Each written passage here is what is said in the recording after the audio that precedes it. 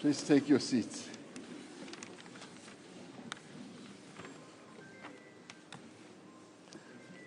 Where do we have a person who starts us off? No, they don't want to anymore.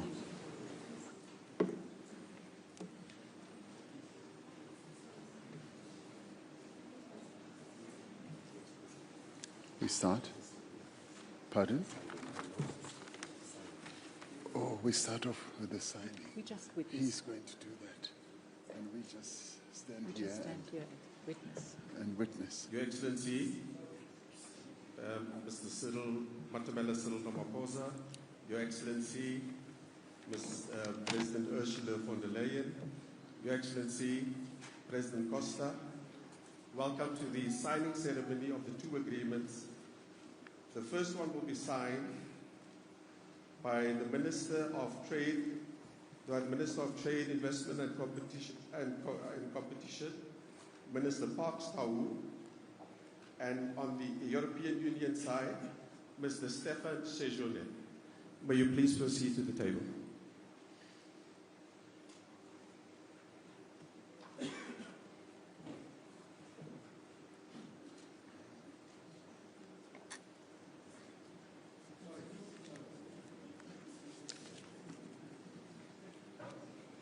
This agreement is on Clean Trade Investment Partnership Agreement between the Republic of South Africa and the European Union.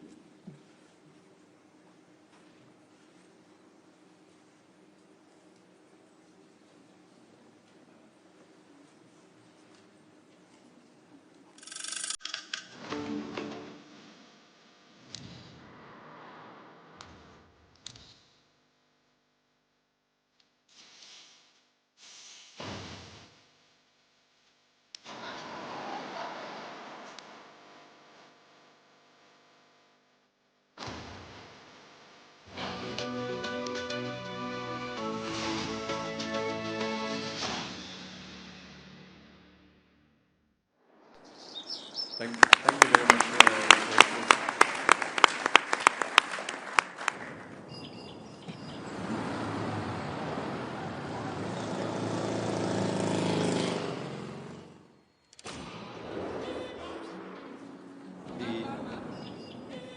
The second agreement will be an MOU on sustainable mineral and metals value to be signed by Minister Mantashe, the Minister of Mineral and Petroleum Resources of the Republic of South Africa, and the Vice President of the European Commission, Mr. Stefan Sejourné.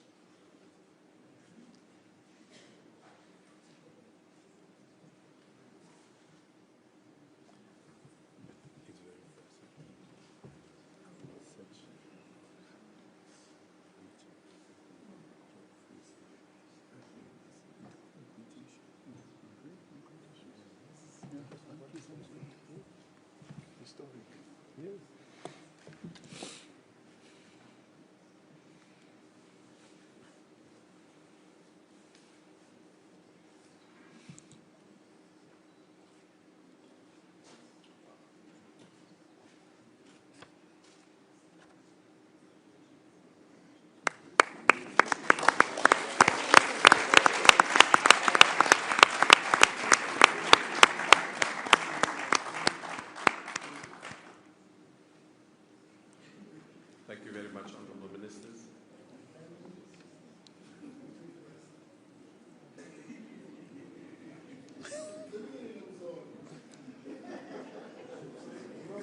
Your Excellency, President Ramaphosa, Your Excellency, President von der Leyen, Your Excellency, President Costa, we will now have the symbolic signing of the trilateral agreement between Transnet, BioVac, and the European Investment Bank.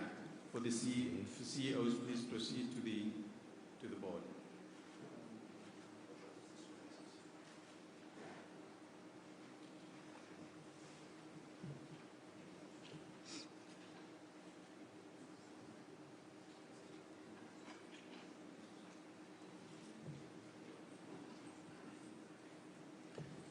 It seems a more simple document. Yes.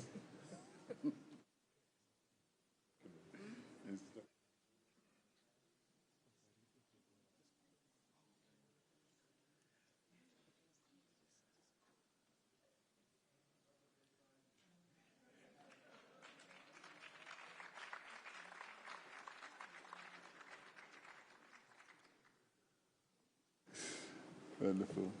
Well done.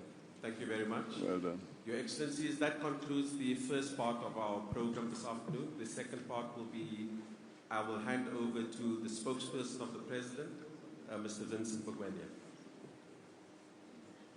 Thank you very much, Ambassador. Your Excellencies, President Ramaphosa, President Costa, President van der Leyen, we will now commence with the last installment of today's proceedings, which is a media briefing.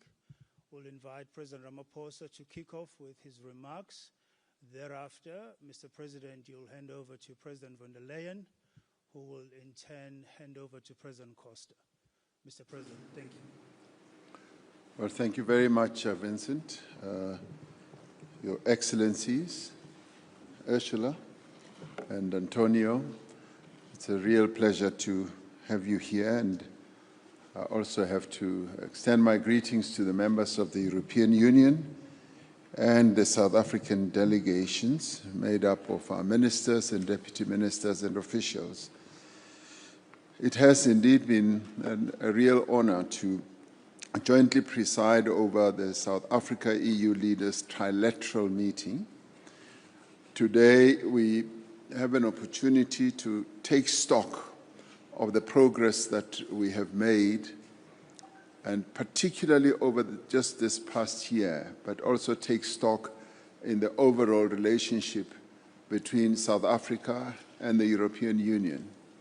We've characterized this relationship as a mature relationship, a relationship that is predictable, that is reliable, and that is based on trust. And we are very pleased as South Africa to have a partner like the EU, and where we are able to discuss a variety of matters. Just this year alone, President van der Leyen was saying that we have met just this year 4 times. We met in Cape Town, and then we met at the at the United Nations. Then we met in Brussels, and we're meeting today. And all those meetings that we have held have been very productive. They have now produced the agreement that we have seen signing here. There are quite a number of other issues on which we are discussing that are in the pipeline, and these are matters of great importance to the 2 partners in this relationship. We have prioritized the transition to green energy, ensuring that this process is just and inclusive, but more importantly, also safeguards the livelihoods of those who are most affected by the transition. We also have agreed on cooperation in the areas of critical minerals and support for green infrastructure, local vaccine production, and the pharmaceutical value chain. Now, all these are very important, not only to us as South Africa, but also to the EU. We have now successfully finalized a clean trade and investment partnership. This is a really unprecedented agreement for us, but the more other exciting one is the Memorandum of Understanding on Critical Minerals. It is actually quite instructive that it has been signed by Minister Mantashe, who is the Minister of Mineral Resources and Petroleum. Now, as he sat there, I was looking at him like 40 years ago when I knew him. He was a mine worker, worked on the mines underground, digging up all those minerals. And he became the leader of the trade union of those mine workers that he was part of. And now he's a minister signing an agreement on critical minerals. Now, this is history-making, absolutely history-making. Now, you may recall Nelson Mandela in his book when he said, we want to create a country where the son of a shepherd, cattle shepherd, can rise to become president of a country. He was talking about himself.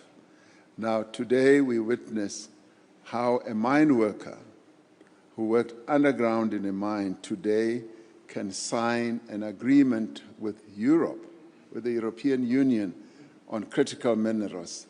But the substance of that agreement is what is important.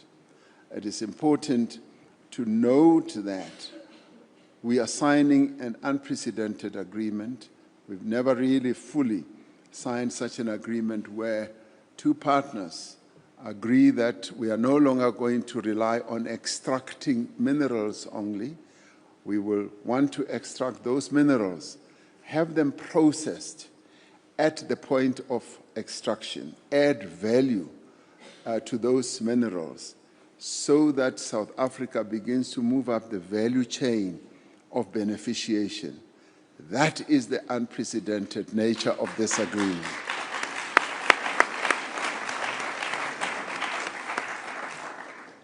These two agreements will strengthen our trade and investment ties. They will provide a platform for regulatory cooperation and identification of strategic projects, especially in green hydrogen, clean technology, and the critical raw materials. In October, I visited Brussels to attend the Global Gateway Forum at the invitation of President van der Leyen. It was the very first time at the EU offices. They have these massive offices that I had never seen before. I was so impressed, and I was tempted. If I was a thief, I would have wanted to steal that building and bring it to South Africa. At that forum, President van der Leyen announced an increase in the value of the EU Global Gateway investment package for South Africa, so that it now totals closer to 12 billion euros. The package includes support for just component of our energy transition through the reskilling and job creation, as well as support for connectivity and digital infrastructure. We successfully launched a bilateral energy dialogue in September, which will support our just energy transition. It will include other collaborative opportunities, such as the export of sustainable aviation fuel by Sasol and the development of clean coal technologies. Now, all these are still in the pipeline of negotiations, and I have no doubt that just as we have reached agreement on other areas, we will be able to reach agreement here as well, including agreements that we will reach on citrus and a number of other areas. We've also agreed on the development of the auto industry in South Africa through local manufacturing of electric vehicles, hybrid vehicles, and e-batteries for export to the European market. We agreed to stand together in defense of democracy, in defense of multilateralism, human rights, and the rule of law. We reaffirmed our commitment to the central role of the United Nations and maintaining global peace and security. And these are matters that we've been discussing over time and reaching the meeting of minds and consensus. And this goes to show and demonstrate the maturity of the relationship and the depth of the relationship as well. We agreed to strengthen our dialogue, yes, on peace and security, and we are encouraged by the EU support of South Africa's G20 presidency, which has been evidenced by the participation of EU member countries in the G20 engagements over the past year. President van der Leyen and President Costa, we found the EU countries' participation in the G20 very, very positive, very supportive, and always looking for ways to reach agreement and find solutions. So we salute your officials, and we want to thank you for the way in which they have supported South Africa in its G20 presidency. I look forward to...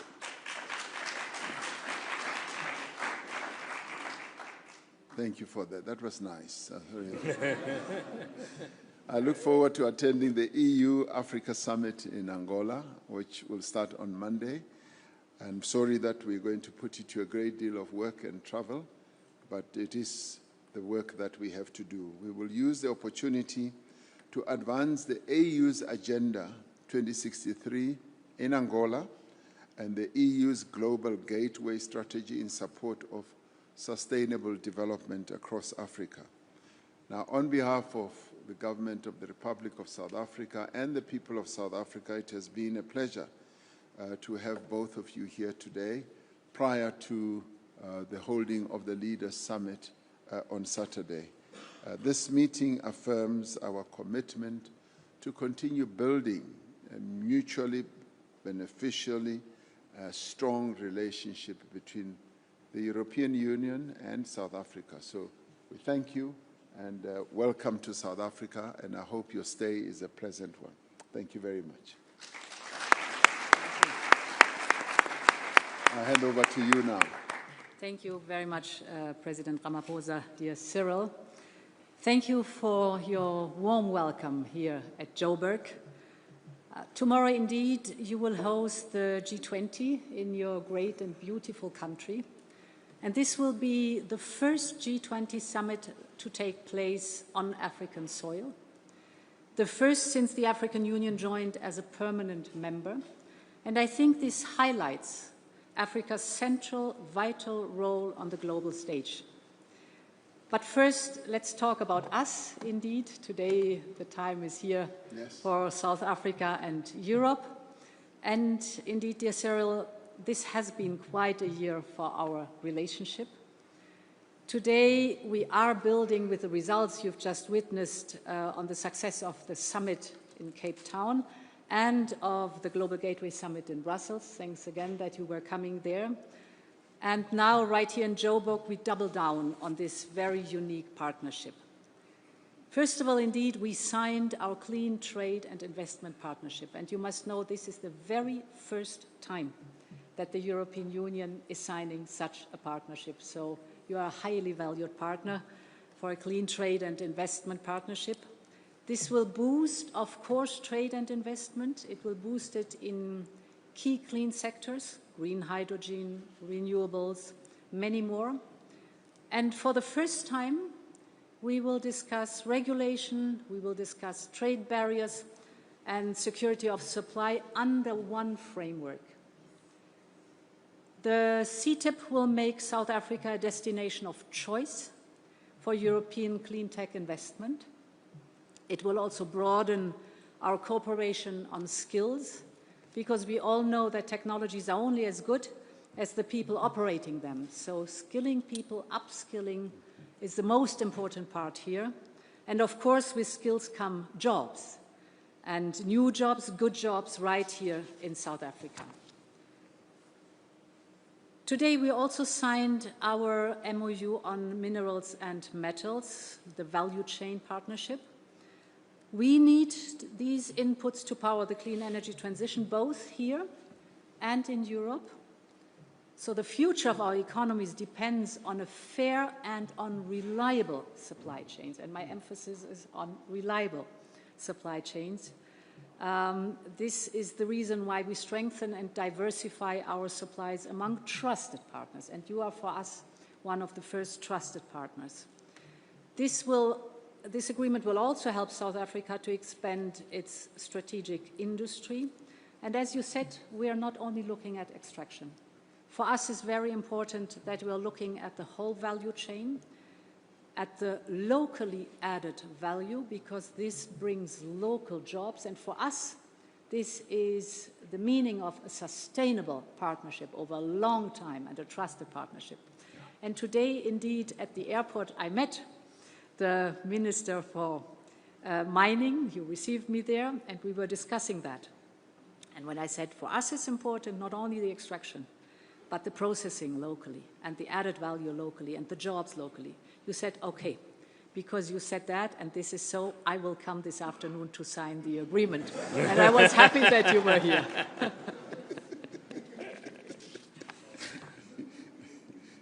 We are also delivering, as you said, on our 12 billion global gateway investment package. And today we've signed 3 new major projects. First, together with the European Investment Bank, we are investing 350 million euro to modernize South Africa's infrastructure, both in transport and in energy. And this includes support for Transnet's decarbonization under the Just Energy Transition Partnership. The second part is we're launching a 330 million euro financing package to strengthen the value chain for critical raw materials, as we just discussed, but also green hydrogen, e-batteries, electric batteries. And the third part is we're investing 70 million euro in South Africa's pharmaceutical and vaccine production. And this is a real success story, because I remember, Cyril, during the pandemic, how much we were discussing how we can make sure that the production, the development and the production of vaccines for Africa takes place in Africa.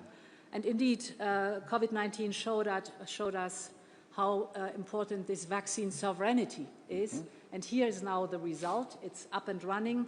So really, I thank you for the excellent cooperation we had on that topic. Finally, we're teaming up not only for South Africa, but for the whole of Africa. 1 year ago, the two of us launched the Scaling Up Renewables for Africa campaign.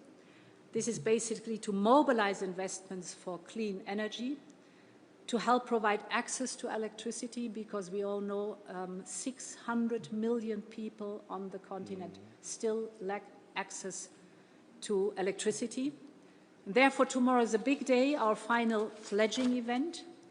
We have brought governments, companies, and philanthropists together with one clear goal in mind: to power the future of this entire continent with clean, affordable, and accessible energy. And tomorrow we are hosting here the final pledging event together. So thank you very much again, and very much looking forward to the next days. Thank you.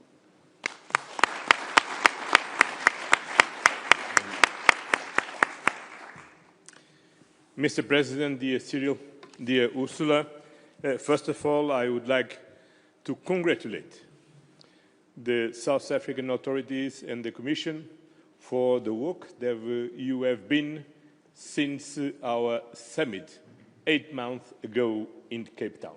It's very impressive, the capacity that you show to translate in concrete projects what we have agreed and our ambitious common partnership.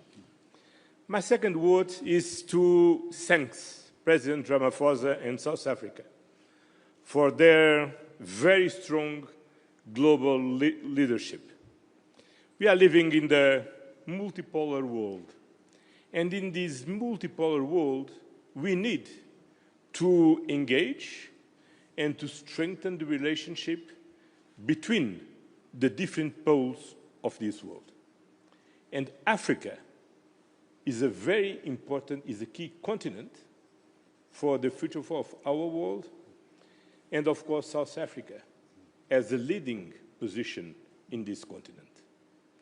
And the G20 meeting is a great opportunity to gather people from all around the world to come here and to sit at table, to discuss, to listen each other, to bring new proposals, to try to tackle the global challenges that we need to face together, because the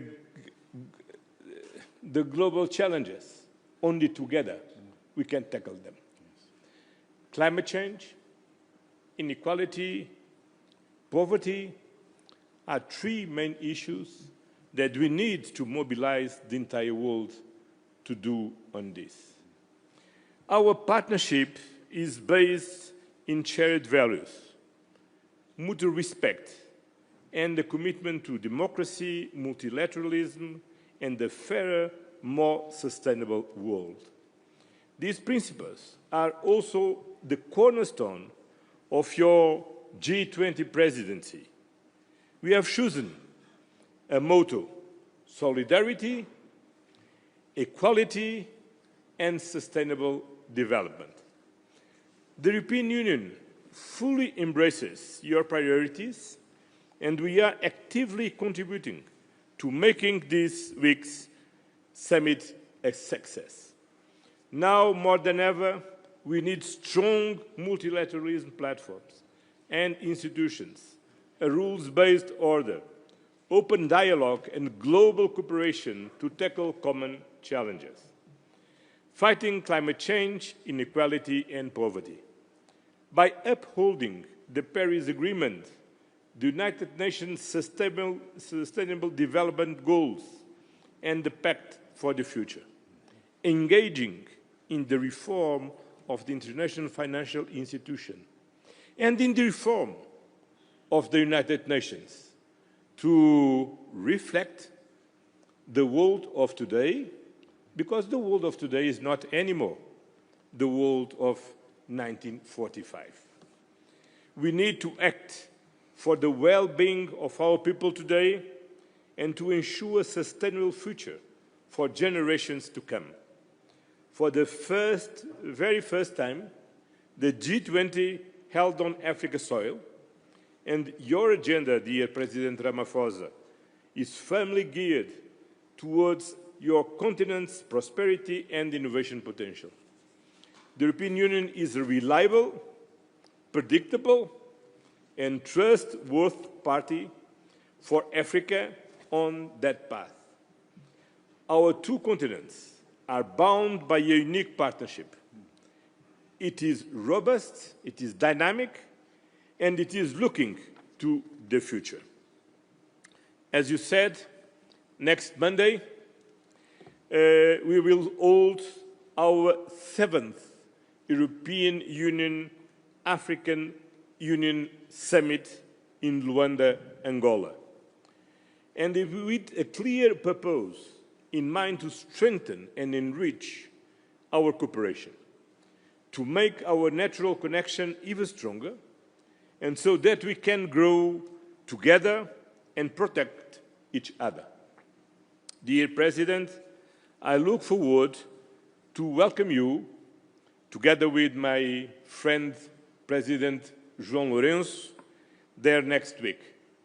Until then, thank you once again for hosting us here in Johannesburg, and all the best for our G20 meeting tomorrow.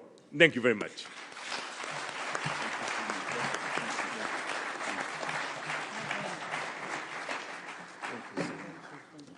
Thank you very much, Your Excellencies. We will now open the floor to questions.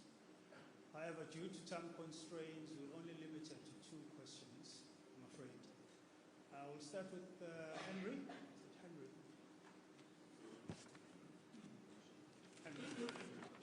Henry Foy from the Financial Times. President Ramaphosa, to you. There's reports in your own state media that Donald Trump's administration now does want to take part in the G20. Can you confirm whether they're true or not? And related, you talked about predictable, reliable partners. Do you think that the EU has demonstrated it is now more of a reliable, predictable partner than the US for South Africa and for other G20 nations? And to the 2 EU presidents, related to that, you've talked about how Trump's presidency and the tariff war has made the EU look for new friends that it wasn't working close with in the past. Has the way Trump has dealt with the G20, and particularly South Africa, helped make deals like today happen, which, as you said, have come together in the last 8 months only? Thank you. Thank you. Mr. President. Well, thank you very much. We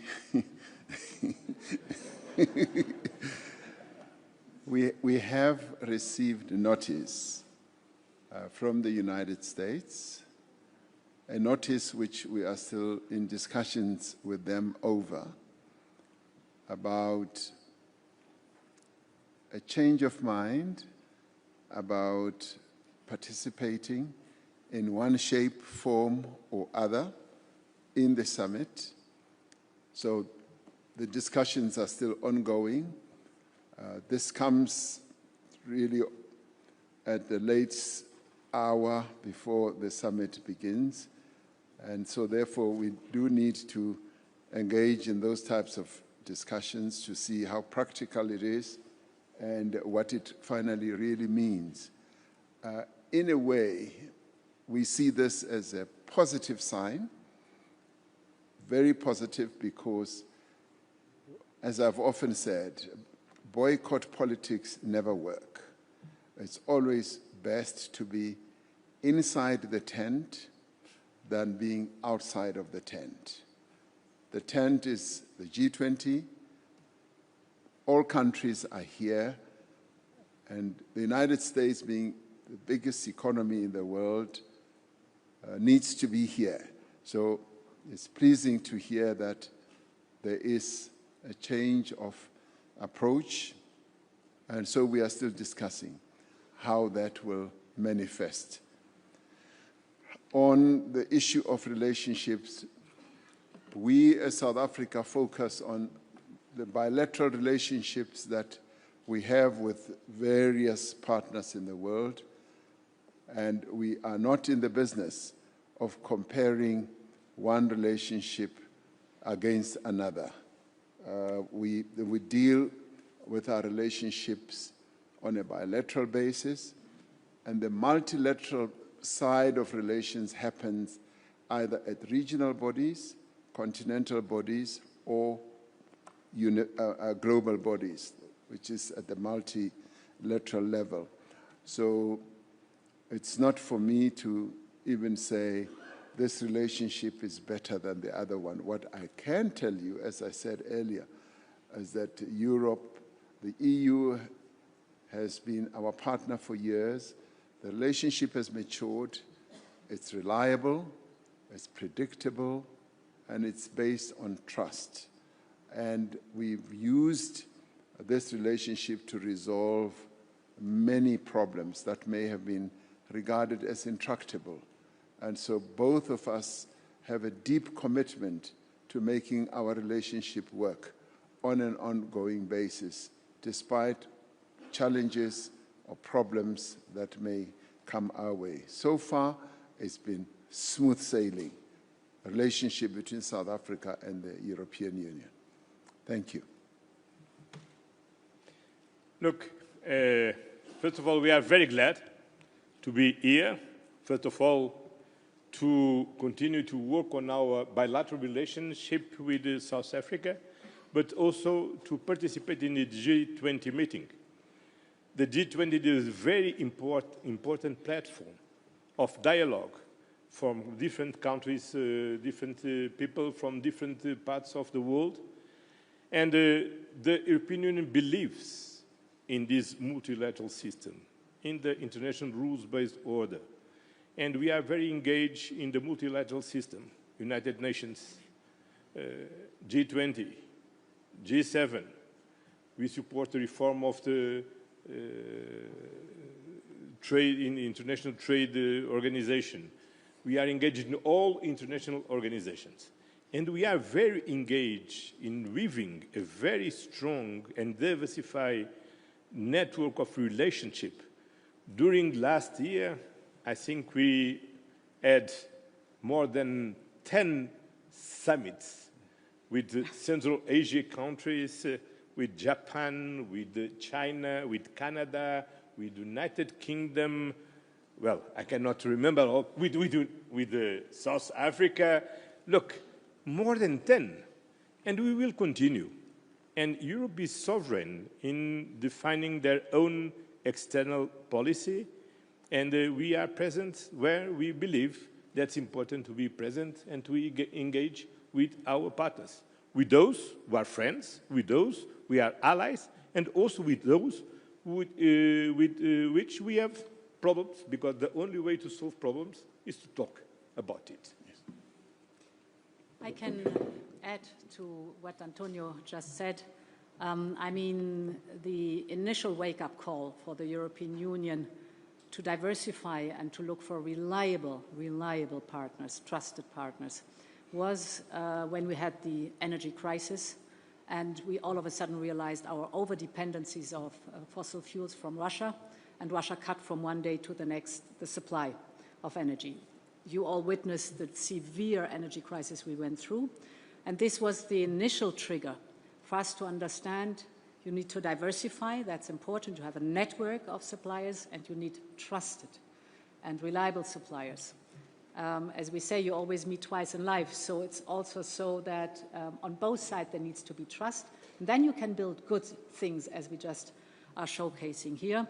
For us, it's very important. We are very committed to the WTO. Of course, there needs to be a reform of the WTO, but to have a rules-based trade worldwide is also important.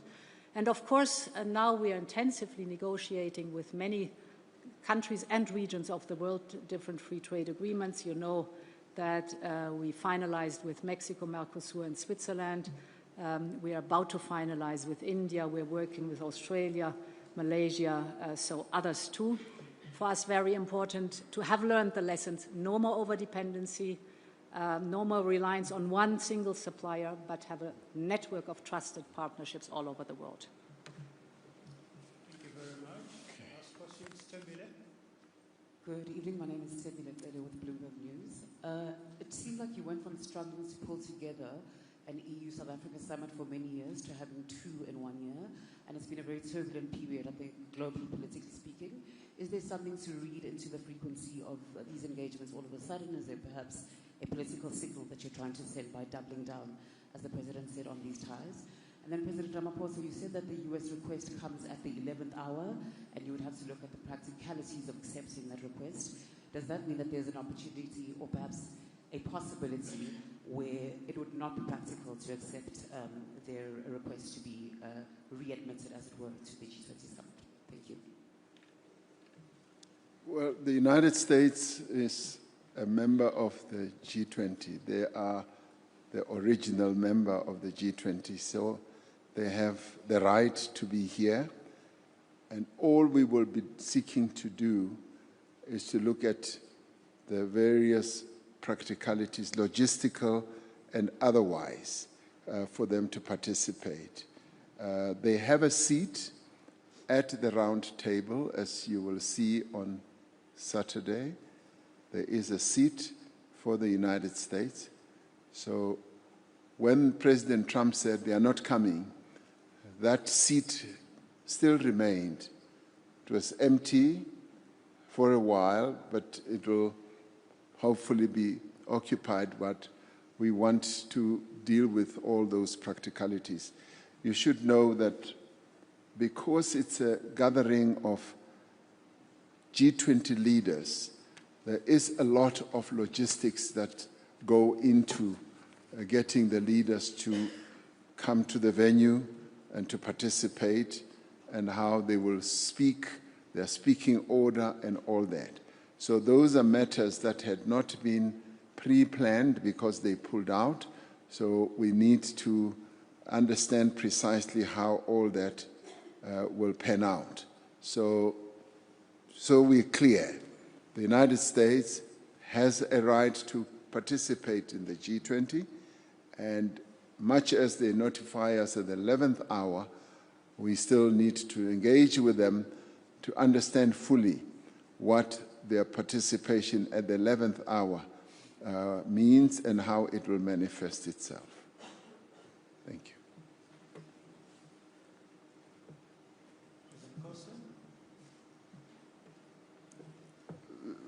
He'll tell you that very little to say. I think the President Ramaphosa said everything. Thank you very much. That brings us to the end of this media conference. Peter has a question. Peter, okay. Thank you Let's very take much. this last one. Mr. President, I wonder if you could clarify to the extent that you can, although you said you're trying to establish what exactly the role is of the US wishes to play. I understood that they have asked for the Chargé d'Affaires in Pretoria to participate in a handover ceremony, but you're implying something much more deep and extensive than that. And if you could perhaps give some idea of exactly how far that participation might go. Thank you. Well, Peter, Fabricius, you seem to know things as they happen. So there was another communication which came as we were seated here in this bilateral meeting. So we're still digesting that one. It's now seemingly moved away from the charge just receiving the role that they must now play to also something else. That's precisely what we are now examining. You tend to know too much, Peter. Thank you very much, Your Excellencies. Your Excellencies, if I may ask you to please remain there and just indulge me for a moment. I'm informed that there was a signing, another symbolic signing that was erroneously missed. So I'd like to call forward our development partners from Germany, the DWS, IDC, to please proceed to the board to sign the beginning, rather, of the projects on minerals and green hydrogen.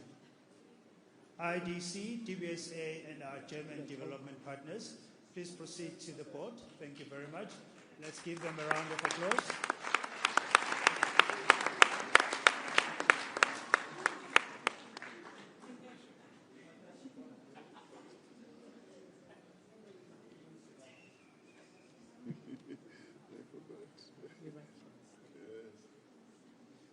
But what a symbolic thing to do. We're now serious about, relationship.